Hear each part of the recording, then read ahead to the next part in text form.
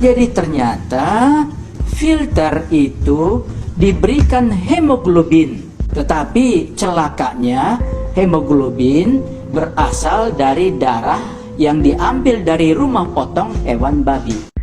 Ketua Komisi Nasional Pengendalian Tembakau atau Komnas PT, Dr. Hakim Sarimuda Pohan mengungkapkan bahwa dalam filter rokok yang banyak digunakan di Indonesia terkandung bahan yang berasal dari darah babi.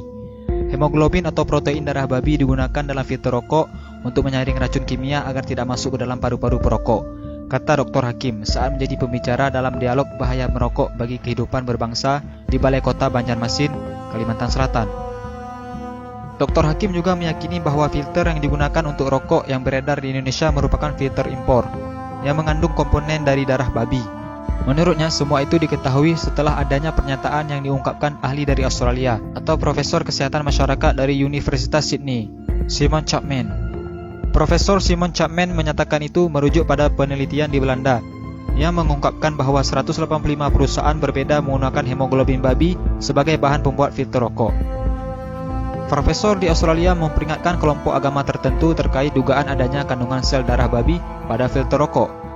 Profesor Simon Chapman juga menyatakan sekali lagi bahwa itu merujuk pada penelitian di Belanda yang berhasil mengungkapkan bahwa 185 perusahaan berbeda menggunakan hemoglobin babi sebagai bahan pembuat filter rokok.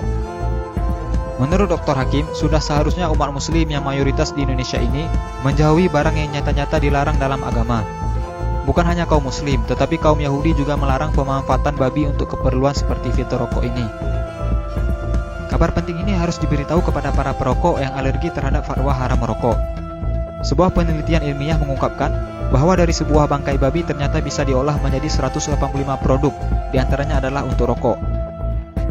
Penemuan penggunaan darah babi dalam filter rokok ditemukan peneliti di Belanda, Christine Mendersma, secara tidak sengaja.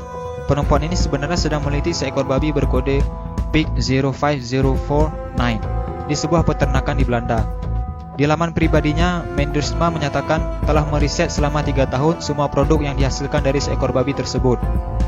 Hasil riset tersebut kemudian dibukukan, lengkap dengan grafik dan gambar produk, kemudian dipamerkan dalam sebuah pameran. Tujuannya sederhana, menunjukkan kepada orang lain bagaimana sebuah produk itu dibuat dan dibungkus dan dari mana dia berasal, sehingga orang bisa tahu.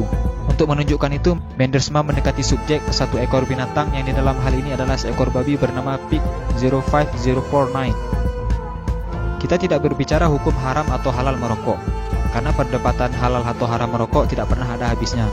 Kami hanya menyampaikan informasi penting ini agar para perokok bisa berpikir lebih jauh tentang filter rokok yang menggunakan darah babi.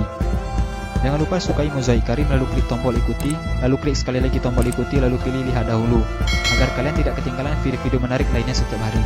Jangan lupa di-share juga video ini ya guys, agar teman-teman kalian tidak ketinggalan informasi penting ini. Terima kasih.